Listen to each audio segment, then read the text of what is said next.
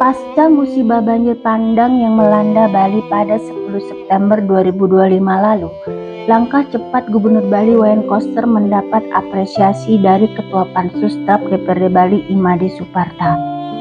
Koster bergerak cepat menemui sejumlah menteri di Jakarta untuk meminta dukungan normalisasi sungai dan optimalisasi Perumda Air Minum Bali (PWA).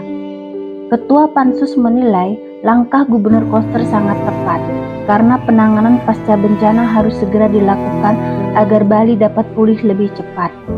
Dukungan pusat diharapkan menjadi kunci utama dalam membangun infrastruktur pengendalian banjir yang lebih tangguh dan mencegah terulangnya bencana serupa di masa depan.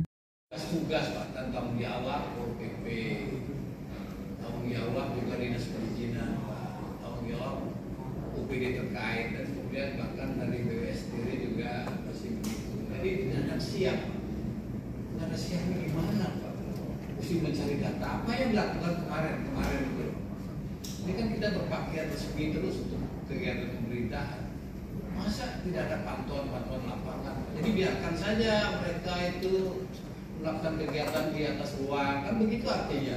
Ada kebakaran baru kemudian gugur, kan itu sama dengan hukum. Gimana Pak? Nah, secara alam begitu kemarin sekali aja kita udah kelapakan. Untung ada Pak Koster yang kemudian hasil evaluasi beliau banyak sekali turun bantuan dari pusat. Saya perlu apresiasi Pak. Ini saya sampaikan.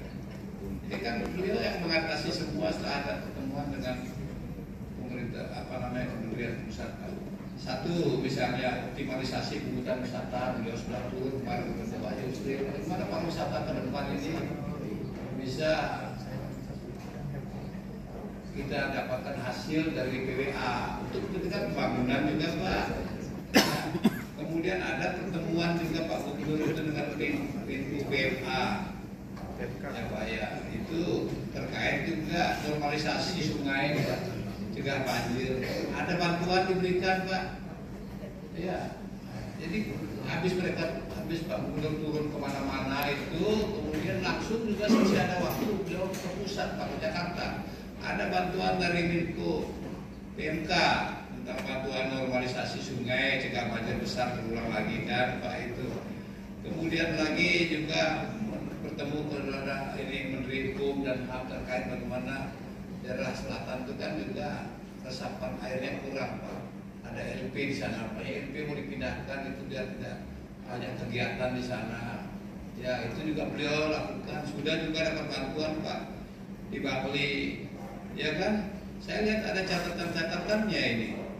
Jadi, nah kemudian juga ini Pak berjuang mengatasi banjir itu, beliau dapat bantuan bahkan dari Kementerian Kesehatan juga Pak untuk kepentingan rumah sakit Wangayo itu Pak, itu kan juga terdampak. Beliau langsung juga ke pusat Pak, banyak kegiatan-kegiatan Bapak Gubernur yang kemudian bekerja terus-menerus Pak sampai untuk kepentingan dampak banjir.